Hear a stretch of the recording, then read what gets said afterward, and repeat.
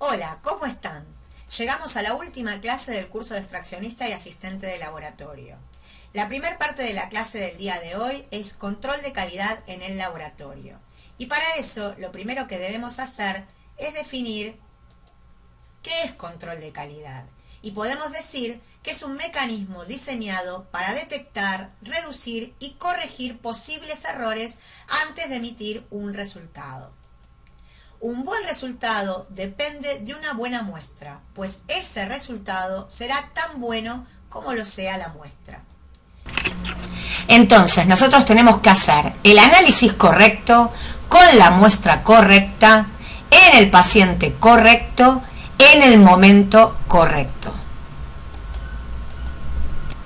El trabajo en el laboratorio involucra 3 etapas: la etapa preanalítica, la etapa analítica y la etapa postanalítica. En la etapa preanalítica interviene el médico confeccionando la orden médica, el extraccionista y a veces el personal administrativo del laboratorio. En esta etapa, el extraccionista primero, o el personal administrativo, debe indicarle al paciente cómo tiene que venir preparado para tomarse la muestra. Si tiene que hacer un ayuno o dieta, si tiene que venir en un día y horario determinado, ¿sí? Si tiene que recoger una muestra de orina, por ejemplo, o de materia fecal, hay que explicarle cómo la debe recolectar, ¿sí? Y una vez que el paciente viene preparado a tomarse la muestra, nosotros tenemos que sacarle sangre, o sea, el extraccionista saca sangre y recibe las muestras que el paciente pudo haber recolectado en su casa. Luego se transporta la muestra, ¿sí? Y se conserva hasta el momento de su procesamiento. En la etapa analítica intervienen fundamentalmente el técnico y el bioquímico.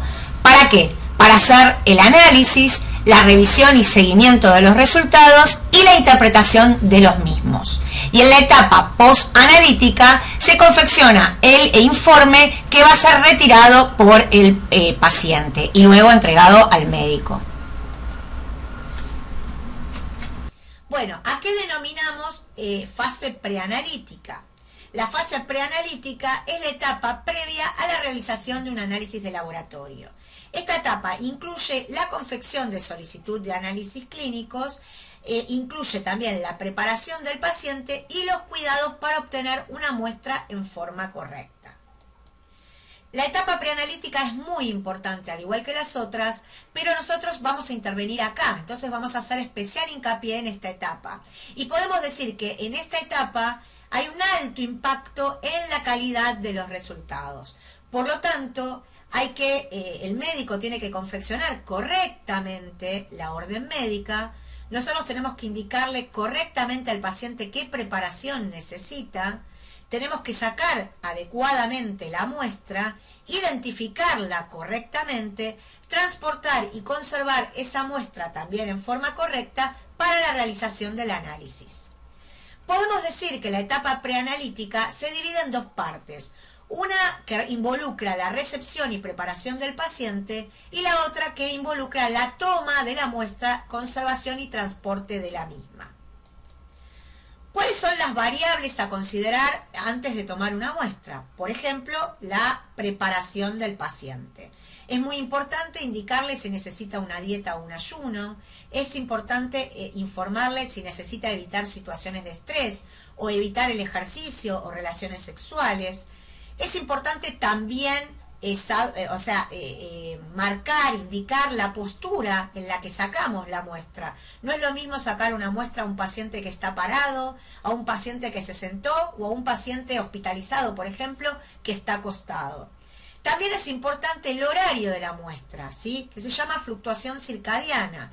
Sobre todo en las hormonas reproductoras que tienen picos durante el día, no es lo mismo tomar una muestra a primera hora de la mañana que acercándose al mediodía. Y también es importante el ciclo menstrual femenino, ya que esto es una fluctuación infradiana y no es lo mismo dosar una hormona reproductora en la etapa folicular del ciclo que en la etapa lútea. Por lo tanto, debemos indicarle en qué día del ciclo menstrual tiene que venir. Lo mismo el horario de la toma de la muestra. También es importante saber qué medicación está tomando el paciente, porque en algunos estudios debe suspender algún tipo de medicación. Y lo mismo puede tener que suspender el consumo de alcohol y de tabaco.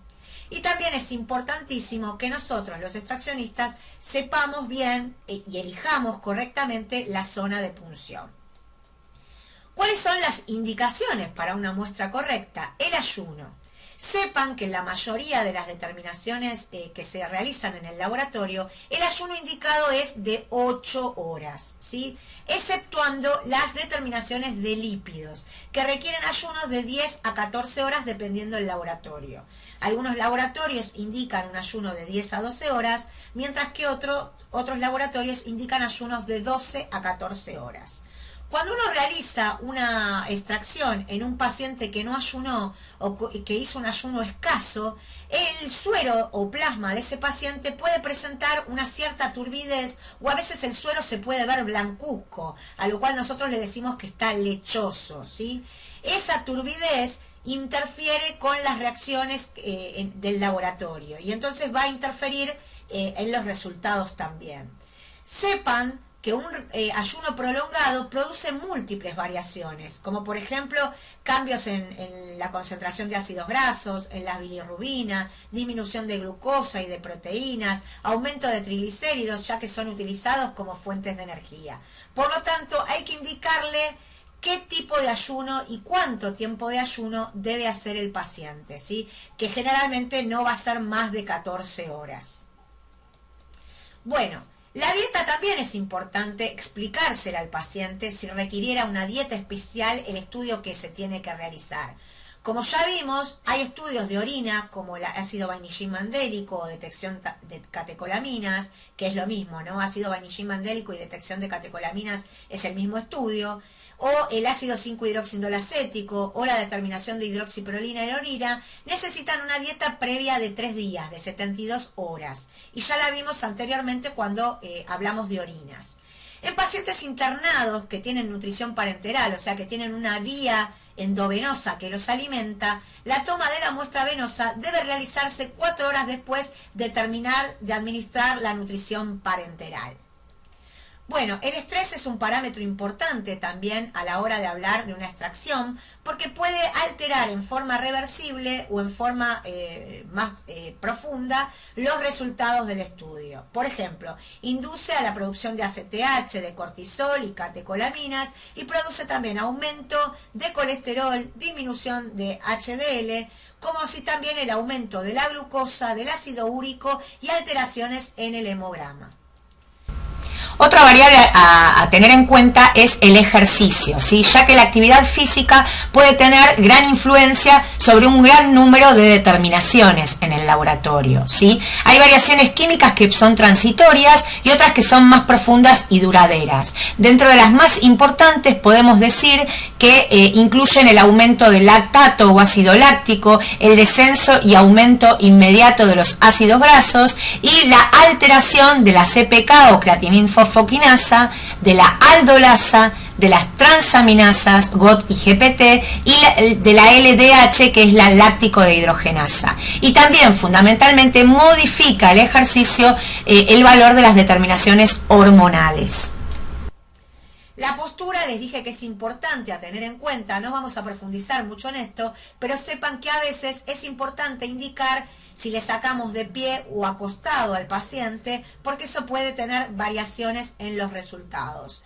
Y no es, o sea, la situación ideal es que el paciente esté sentado y que no permanezca sentado más de 15 minutos, ¿sí? Bueno, la posición ideal para la toma de muestras en pacientes ambulatorios es que esté sentado cómodamente en una silla, ¿sí? Que tenga un apoyabrazos y ahí apoye, en el apoyabrazo, apoye el antebrazo, ¿sí? Con el brazo extendido en forma de línea recta desde el hombro a la muñeca y que el brazo se apoye firmemente sobre el apoyabrazos y que no esté flexionado a nivel del codo. El horario de la toma de la muestra, que se llama variación circadiana, es importante tomar en cuenta esta fluctuación, ya que las variaciones circadianas son variaciones que ocurren durante el día, ¿sí? Por ejemplo, las hormonas, la mayoría de las hormonas tienen picos durante el día, muy especialmente la prolactina. Bueno, el periodo menstrual, el ciclo menstrual es muy importante tenerlo en cuenta y a esto lo denominamos variación infradiana, que son variaciones cíclicas en periodos de tiempos mayores de un día, como sucede en el ciclo menstrual femenino y las etapas del mismo, ya que tenemos la etapa folicular y la etapa lútea. En mujeres que tienen ciclos menstruales, todas las hormonas reproductoras, menos la progesterona, deben hacerse del día 3 al 5 del ciclo, considerando como día 1 al día del primer sangrado, o sea, el día 1 es el inicio de la menstruación. Y sepan ustedes que esta sería la fase folicular temprana. En cambio, la progesterona es la única hormona que debe de usarse en la fase lútea, ¿sí? Entre el día 21 y 23 del ciclo. Es muy importante, sobre todo en la PRL, no mantener relaciones sexuales, no hacer actividad física 24 horas antes. Pero en realidad estas dos cosas, abstinencia sexual y no actividad física durante 24 horas, sería ideal pedirlas en todas las hormonas reproductoras, ya que pueden alterar los resultados. Cuando se pide una prolactina hay que indicarle al paciente que debe levantarse 1 o 2 horas antes de la extracción y permanecer en reposo hasta que se le saque la muestra. Tiene que evitar situaciones de estrés, incluyendo no correr ni caminar rápido antes de tomarse la muestra. Y en el laboratorio se le solicitará que esté entre 15 y 20 minutos en reposo antes de sacarle sangre. El horario de la extracción será hasta las 9:30 de la mañana. No más. Si viene a las 11, por ejemplo, la prolactina no se puede realizar. Y es importante siempre pedirles este dato, la fecha última de menstruación, que se abrevia FUM. Bueno, también es importante indicar muchas veces que tenga que suspender algunos medicamentos que está tomando y la ingesta de alcohol y el consumo de tabaco, ya que la ingesta de bebidas alcohólicas el día anterior a la extracción puede conducir al aumento de triglicéridos, de gamma-glutamiltranspeptidasa o gamma-GT y de ácido úrico. Y el consumo de tabaco aumenta los valores de la carboxihemoglobina, catecolaminas y cortisol en sangre. Y también produce aumento de leucocitos, de hemoglobina y del volumen corpuscular medio, produciendo hemoconcentración de la muestra. A veces uno cuando saca sangre y ve que la muestra está muy oscura, puede inferir que el paciente fumó antes de que le saque sangre, ¿sí? Porque los fumadores tienen hemoconcentración, ¿sí? Hemoconcentran la muestra y entonces la muestra se ve más oscura que lo habitual. Bueno, hablando también de los medicamentos, hay numerosos medicamentos que pueden producir interferencias y alterar los resultados, ¿sí? Algunas de estas son in vivo, fisiológicas, u otras in vitro, que intervienen en las reacciones químicas. Hay muchos fármacos que producen lesiones hepatocelulares y por eso pueden alterar el hepatograma y las enzimas hepáticas, ¿no? Y siempre en el sector de admisión hay que preguntarle al paciente y anotar qué medicación toma con la droga y la dosis diaria. Antes de tomar una muestra, el extraccionista siempre debe chequear los datos de la orden médica y debe cotejar el nombre y apellido del paciente para evitar errores en el rotulado de los tubos. Recuerden que siempre tiene que coincidir la orden médica con el paciente al que le voy a sacar. Y por eso era importante siempre que preguntemos el nombre del paciente, ¿no? Bueno, entonces, recomendación. Examinamos la solicitud médica para constatar que esté correctamente confeccionada y que contengan todos los datos necesarios para que no se produzca una equivocación en la identificación del paciente. Se recomienda que en la orden médica haya etiquetas autoadhesivas con el código de barras que identifiquen al paciente. Es necesario cerciorarse siempre que el paciente al que le voy a realizar la muestra es el mismo que figura en la orden médica, ¿sí? Por lo tanto, es importante preguntarle el nombre y apellido y que coincida con la orden médica. Pero ojo que a veces en apellidos muy comunes esto puede ser ineficiente y escaso. Por ejemplo, en los Rodríguez, en los López, en los Gómez, en los González, ¿sí? Entonces, ojo que es importantísimo que controlemos que el paciente es al que le tengo que tomar la muestra y coincide con la orden médica que me llegó al box de extracciones. La muestra debe quedar perfectamente identificada con la misma etiqueta de código de barras que está en la solicitud médica. Para evitar confusiones, nunca hay que sacar simultáneamente a dos pacientes, ¿sí? Primero le saco a un paciente y cuando termino con ese paciente y de identificar los tubos de ese paciente, puedo comenzar a sacarle a otra persona. Bueno, acá les dije que es importantísimo que las muestras siempre estén identificadas con el código de barras, donde figura también el nombre y apellido del paciente. Y recuerden que hay que homogeneizar la muestra luego de extraída en los tubos anticoagulados. Bueno, la zona de punción. Es muy importante seleccionar correctamente la zona de punción, ¿sí? Si yo estoy palpando un brazo y no palpo nada, tengo otro brazo para inspeccionar y entonces lo puedo aprovechar, ¿sí? Y por favor, nunca saquen sangre de un brazo que tenga una vía endovenosa, ¿sí? Que esté administrando una sustancia parenteral como dextrosa o suero glucosado y solución fisiológica. Si hay un brazo que tiene una vía puesta, bueno, de ahí no saco, le saco del otro brazo, ¿sí? Preferentemente no hay que sacar sangre sobre hematomas ni sobre quemaduras y tampoco sacar sangre sobre fístulas o anastomosis arteriovenosas, sobre todo en pacientes que son hemodializados. Los pacientes que están sometidos a hemodiálisis, se someten a este proceso de hemodiálisis seguramente 3 veces por semana y entonces están operados, le han hecho una cirugía para tener una fístula y que el acceso arteriovenoso sea más fácil para conectarlos a la máquina. Bueno, nunca hay que usar esas fístulas para sacar sangre en el laboratorio. Esa fístula se cuida para la hemodiálisis. Nosotros debemos sacarle del otro brazo. Lo mismo también podemos mencionar en mujeres que han tenido cáncer de mama y les hicieron la recesión del ganglio centinela. Bueno, nunca se saca del brazo donde se sacó el ganglio, se saca del otro. Bueno, una muestra correcta. Para una correcta extracción venosa debemos tener en cuenta las siguientes cosas. El uso del antiséptico o desinfectante, el uso del lazo o torniquete, la elección de la aguja adecuada, la elección del tubo correcto según la orden médica, el llenado de tubos, ¿sí? Según la marca del tubito, ¿sí? Acuérdense que el tubo se llena hasta la marca, y el homogeneizado de la muestra para que se mezcle con el anticoagulante. Bueno, el uso del desinfectante o antiséptico. Al realizar la asepsia es importante destacar que cualquier antiséptico usado puede provocar hemólisis si no lo dejamos secar, ¿sí? Por lo tanto, para sacar una muestra tenemos que dejar secar el antiséptico. ¿Por qué? Porque algunos alcoholes rompen la membrana del eritrocito y provocan la liberación del contenido del eritrocito al medio extracelular, ¿sí? Y entonces podríamos provocar acá una hemólisis de la muestra si no dejamos secar el brazo antes de tomar la muestra.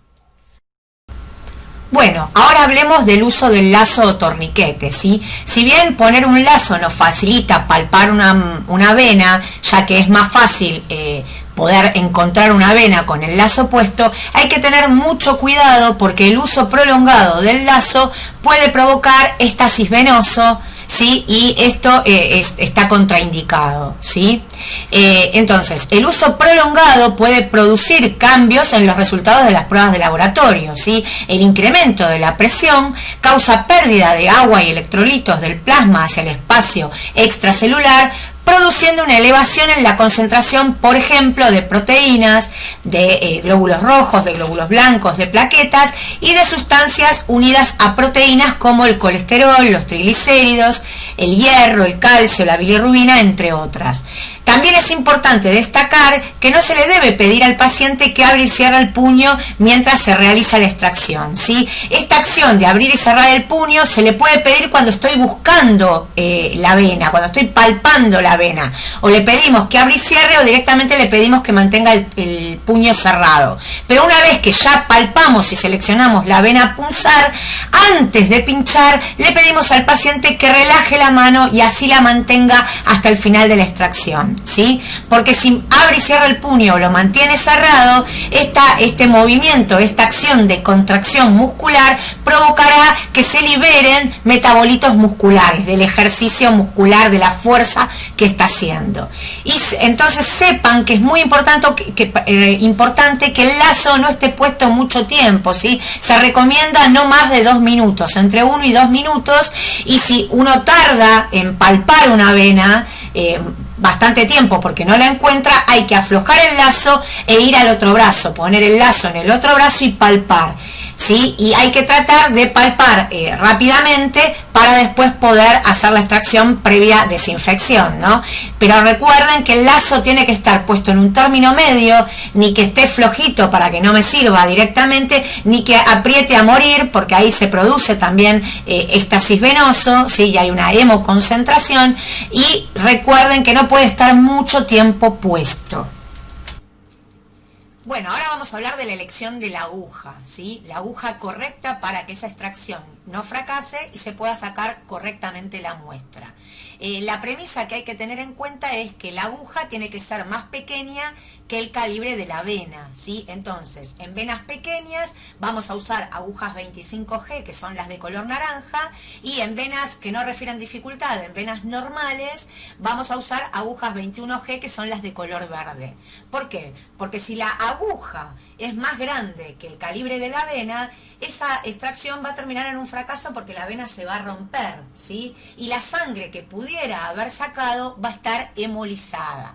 Entonces, hay que escoger una aguja de un calibre adecuado al tamaño venoso para minimizar las diferencias de presiones, evitar la hemólisis y desde ya evitar que se infiltre, que se rompa la vena y se traduzca en un hematoma, ¿sí? También es importante que durante la extracción se tire del émbolo con una tensión lenta y uniforme, ya que si se realiza con demasiada rapidez podría producir hemólisis o lisis celular, ya que se produce un choque violento de la sangre contra las paredes de la jeringa. Bueno, ahora vamos a analizar qué pasa cuando la extracción es muy lenta, ¿sí? Ya que esto es un error, la extracción no puede ser ni muy lenta ni muy rápida. Ya dijimos anteriormente que si era muy rápida, si presionábamos muy fuerte el émbolo, la sangre caía con mucha presión hacia las paredes del tubo y esto provocaba hemólisis. Ahora, si la extracción es muy lenta, ¿qué va a pasar? Se va a tardar mucho en sacar sangre, en llenar los tubos, y esto va a producir que la muestra se coagule. ¿Por qué? Porque existe un tiempo crítico entre la extracción y el llenado de tubos. Y este debe ser mínimo, ya que cuando la sangre sale del espacio extravascular, o sea, sale de la vena, al tomar contacto con una superficie diferente a la pared de una vena, se empieza a activar la vía intrínseca de la coagulación de la sangre, ¿sí? Iniciándose el proceso de formación del coágulo. Por lo tanto, si la extracción es muy lenta o tardo mucho en cargar los tubos, lo que voy a provocar es que esa muestra se me coagule, o por lo menos que se empiecen a formar microcoágulos. Y esto altera los resultados y está mal hecho, ¿sí? Bueno, otra cosa importantísima es la elección del tubo correcto, ¿sí? La elección del tubo correcto dependerá de las determinaciones que el médico pidió en la orden, ya que se utilizan diferentes anticoagulantes según los análisis solicitados. Los colores de las tapas hacen referencia a lo que tiene cada anticoagulante en su interior respecto a las normas ISO 6710, ¿sí? Pero sepan que hay algunos proveedores que venden tubos que no respetan este tema del color de las tapitas. Entonces es muy importante cuando uno inicia un trabajo saber qué tubos se manejan en el lugar y qué anticoagulantes tiene cada uno, si no se manejan por las normas internacionales del color de las tapas, ¿sí? Es importante que uno se ayorne y sepa qué material usa el laboratorio donde estoy trabajando. Ahora vamos a hablar del llenado de tubos. tubos. Es muy importante que el extraccionista siempre llene los tubos hasta la marca, ¿sí? Que se llama técnicamente enrase. Que cargue el tubo hasta esa marca para que esté correctamente tomada la muestra, que no la cargue ni de menos ni de más, ¿sí? ¿Por qué? A ver, analicemos. Pónganle que tengo un tubo anticoagulado con EPTA para hacer un hemograma y se carga de menos ese tubo, ¿sí? ¿Qué va a pasar? Esa muestra que tengo va a estar diluida en el exceso de anticoagulante y por lo tanto los valores de glóbulos rojos, de glóbulos blancos y de plaquetas de la muestra van a ser menores a lo que realmente había en el cuerpo de ese paciente. Por lo tanto, la muestra es errónea y no sirve, ¿sí? Ahora, analicemos si yo cargo en exceso el tubo, o sea, por encima de la marca. ¿Qué va a pasar? A veces se me puede coagular por completo la muestra o por lo menos se van a empezar a formar microcoágulos y esa muestra ya no sirve, ¿sí? Porque me va a tapar el aparato del contador hematológico y no es confiable la determinación. Es por eso que es importantísimo que siempre respetemos el enrase de los tubos, ¿sí? Y siempre carguemos hasta la marca, ni menos ni más, para evitar que la muestra esté hemodiluida o hemoconcentrada, ¿sí? ¿Y esto a qué se debe? A que hay una relación, ¿sí?, que existe entre el anticoagulante y la sangre, ¿sí? Nosotros generalmente hoy en día los tubos los compramos del proveedor y el proveedor ya nos trae el tubo con el anticoagulante puesto. Pero ¿qué pasa? Si yo tuviera que preparar los tubos, que eso fue hace mucho tiempo, ¿no? Que se reciclaban los tubos después de usarlos, se lavaban, se descontaminaban y se podían utilizar nuevamente y habría que agregarle los anticoagulantes. ¿Cuál es la relación anticoagulante-sangre que tengo que tomar, ¿sí? En el caso del EPTA, una gota de EPTA es capaz de anticoagular 2,5 mililitros de sangre. En el caso del citrato de sodio al 3,20, tapa celeste, es un volumen de citrato de sodio al 3,20 es capaz de anticoagular 9 volúmenes de sangre. Traducido al castellano, esto quiere decir que 1 mililitro de citrato de sodio al 3,20 es capaz de anticoagular 9 mililitros de sangre, ¿sí? Y en el citrato de sodio para el eritro, que en algunos lugares todavía se usa, es el tubo tapa negra, ¿sí? Y entonces acá la relación anticoagulante-sangre es 1 en 4, o sea, un volumen de anticoagulante citrato de sodio al 3,8 es capaz de anticoagular 4 volúmenes de sangre. O lo que es lo mismo, diciendo 1 mililitro de citrato al 3,8 es capaz de anticoagular 4 mililitros de sangre. Y en la heparina la relación de la concentración es de 1 a 2 miligramos por cada 10 mililitros de sangre. Sepan que hoy en día es muy raro que el extraccionista prepare los tubos, ¿sí? Ya que es más barato comprarlos, ¿sí? Vienen desde el proveedor con los anticoagulantes puestos, se procesan y esos tubos se descartan, ya no se lavan más, ¿sí? Antes se reutilizaban, pero hoy en día se tiran. Bueno, ¿cómo es el orden de llenado de los tubos? Con jeringa y aguja común es el siguiente. El primer tubo que voy a llenar es el tubo de hemostasia, el tubo tapa celeste que tiene citrato de sodio al 3,20, ¿sí? Luego voy a utilizar, voy a llenar el tubo de heparina, ¿sí? Que si lo necesitara, porque en realidad yo les había comentado que en el laboratorio ambulatorio es raro que usemos la heparina. La heparina se utiliza en la guardia, en la unidad coronaria, en la terapia intensiva. En el laboratorio ambulatorio casi no se usa, pero sería el segundo tubo a llenar, el tapa verde, si lo hubiera. Después el tercer tubo es el tubo que tiene tapa violeta, que tiene EPTA, ¿sí? El cuarto tubo sería el que tiene fluoruro de sodio o oxalato de sodio, oxalato de potasio, ¿sí? Que es el que se usa para la glucemia en el extraccionista a domicilio, ¿sí? Es raro que este tubo se utilice en el laboratorio ambulatorio, ¿sí? Solamente en la situación del extraccionista a domicilio. Después, yo les comenté que había algunos laboratorios que todavía hoy en día usan el tubo con citrato al 3,8. Entonces, después de este tubo habría que cargar el tubo con citrato al 3,8. Pero sepan que en muchos lugares ya fue reemplazado por el tubo con EPTA, ¿sí?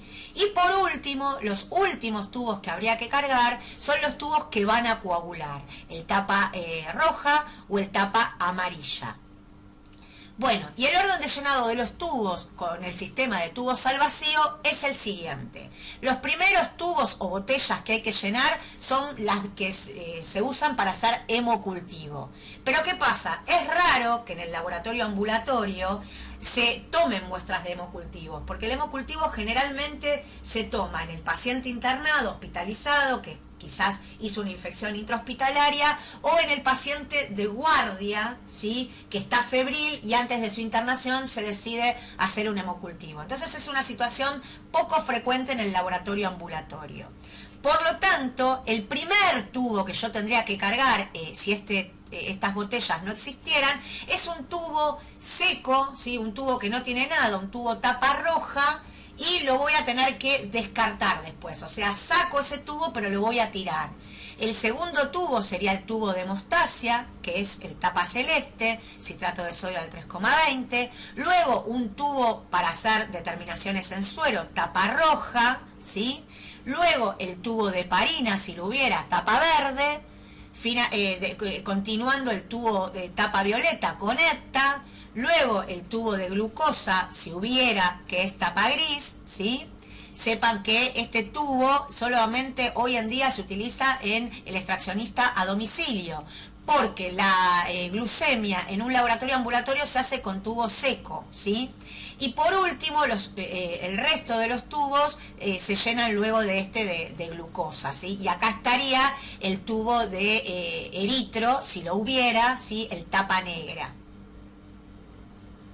Bueno, me olvidé de decirles por qué hay que sacar un tubo, o sea, si no está el tubo de hemocultivo, hay que sacar un tubo seco y descartarlo, para que la muestra no se contamine, ¿sí?, con la tromboplastina tisular proveniente del lugar de punción. Entonces, yo esta tromboplastina tisular que se produce en el lugar de punción, que es, digamos, donde se empezó a activar la cascada de la coagulación, yo lo voy a eliminar sacando un tubo seco y descartándolo. Bueno, ¿qué es la hemólisis? La hemólisis es la ruptura de los elementos celulares de la sangre, ¿sí? Si estos se rompen, si estos se lisan, contaminan el suero o el plasma, y las determinaciones a valorar en la muestra no son reales ni valederas, ¿sí? Fundamentalmente hay contaminación de hemoglobina liberada por los glóbulos rojos. Es por eso que un suero, cuando está hemolizado, se ve de color rojizo, ¿sí?, por la hemoglobina. ¿Se acuerdan que la hemoglobina es un pigmento de la sangre? Entonces queda colorada. En cambio acá es un suero normal, ¿sí?, donde no hay hemólisis. Bueno, siempre hay que evitar la hemólisis, ya se los dije. Y resumiendo, vamos a decir cuáles son las situaciones que podrían provocar hemólisis. Una situación es usar una aguja que no sea adecuada con respecto al tamaño de la vena, ¿sí? Otra cosa es extraer la sangre tirando muy fuerte del émbolo, ¿sí?, haciéndola bruscamente. Y otra situación es no dejar secar el antiséptico, el desinfectante. ¿Se acuerdan que había que dejarlo secar? Después, otra situación que puede provocar hemólisis es no cargar la sangre por la pared del tubo, ¿sí? Si yo no cargo un tubo por la pared, puedo provocar hemólisis. Y desde ya que la sangre se carga en el tubo luego de haber descartado la aguja. Entonces, evitamos la hemólisis ¿cómo? Utilizando agujas de calibre adecuado con respecto a la vena. Extraemos sangre luego de haber secado el antiséptico y tirando suavemente del émbolo.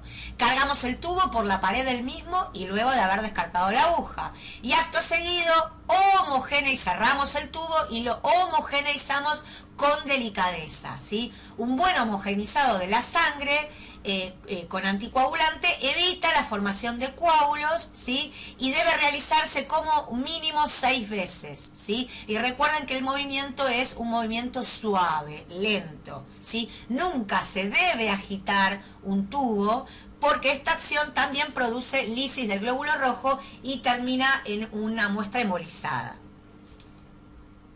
Bueno, conservación y transporte de la muestra. Un transporte rápido y un tiempo de almacenamiento corto hacen más fiables y confiables los resultados del laboratorio.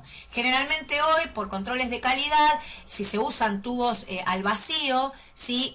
Y se utilizan tubos que tengan gel separador para procesar suero, se habla de que a la media hora de extraída la muestra podría procesarse. Ahora, si se usan tubos secos que no tienen nada, ese tiempo se va a ver alargado, ya que los tubos que van a coagular hay que ponerlos en un baño termostático o en una estufa seco a 37 grados, y entonces más o menos hay que dejarlos 45 minutos y luego centrifugarlos. Entonces ahí podemos hablar de un tiempo mayor.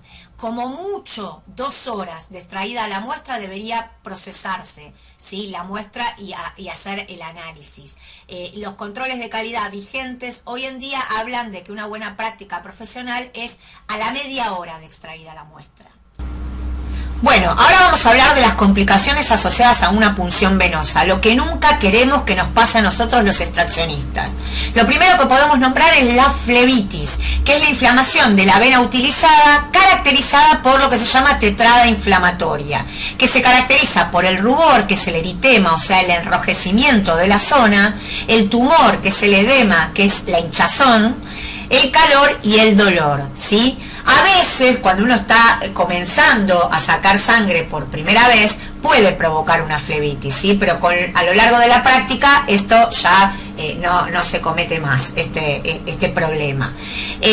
Otra cosa que puede suceder es la formación del hematoma, que es la extravasación de sangre en el sitio de punción que aparece durante o después de la colocación de una aguja o de un catéter, debido a la perforación de la vena. O sea, la pinché y me pasé, ¿sí? Se infiltró la vena.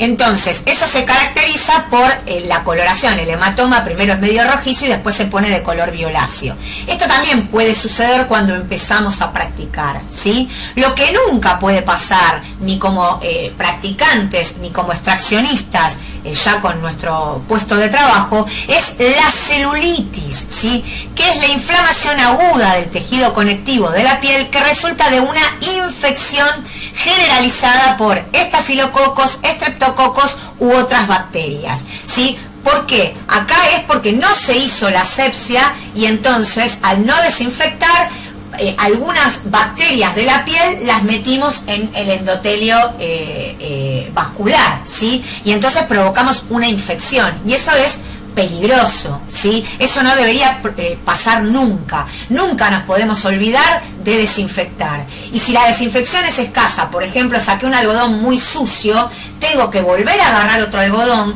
con una solución desinfectante y volver a desinfectar nuevamente, ¿sí? Para evitar esto, que esto sí es una complicación grave y no deseada. Continuamos. Bueno, ¿qué pasa con los accidentes cortopunzantes? ¿Sí? Primero vamos a hacer la definición de accidente cortopunzante. Corresponde a la exposición laboral a sangre o fluidos corporales. Se puede dar a través de una exposición percutánea, exposición a mucosas o piel no intacta, ¿sí? Por ejemplo, me corté o me pinché un dedo, me salpicó sangre en el ojo o en la boca, o me cayó sangre en piel lastimada que no tenía protección, ¿sí? Que estaba al descubierto. Eso se considera un accidente cortopunzante. ¿Y cómo se procede luego? Me pinché, pónganle este dedo, tengo el guante puesto, inmediatamente me lo saco y voy a la canilla, ¿sí? En la canilla me lavo, si tengo solución desinfectante como iodopovidona o algo similar, me lavo con eso, si no con un jabón líquido, no hay problema, o con un pan de jabón si no tenemos, de última. Nunca se tira en lavandina porque eso es peor el remedio que en la enfermedad, ¿sí? No sirve eso como desinfectante, ahí estamos lesionando más la piel. Luego de lavar tenemos que avisar, ¿sí? Para que un infectólogo, un personal médico, nos haga la evaluación y vea si necesitamos o no profilaxis medicamentosa. ¿Qué sucede? Hay que tratar de no entrar en pánico y tratar de identificar la muestra con la que me corté, me pinché o me salpiqué, ¿sí? Que nosotros llamamos fuente. Entonces, a nosotros y a la fuente nos van a sacar sangre para hacernos determinaciones de hepatitis B, hepatitis C y HIV. Y si alguna serología fuera positiva en el paciente, nosotros tendríamos que hacer profilaxis, ¿sí? Acuérdense que nosotros estamos vacunados contra hepatitis B. En teoría, si esa vacuna surte efecto, tenemos que tener una buena titulación de anti-HBs, ¿sí? Y estar protegidos, ¿sí? ¿Se acuerdan que era mayor a 10 miliunidades internacionales por mililitro de sangre? Entonces, ahí estaríamos protegidos. Pero pónganle que el paciente tiene HIV, ¿sí? A mí me van a tener que dar una profilaxis medicamentosa, o sea, me van a entregar medicamentos para que haga la profilaxis y así no me contagie ese HIV. Lo que se hace también es notificar al ministerio, todos los accidentes laborales se notifican al ministerio y se hace un control, un seguimiento al personal accidentado, ¿sí?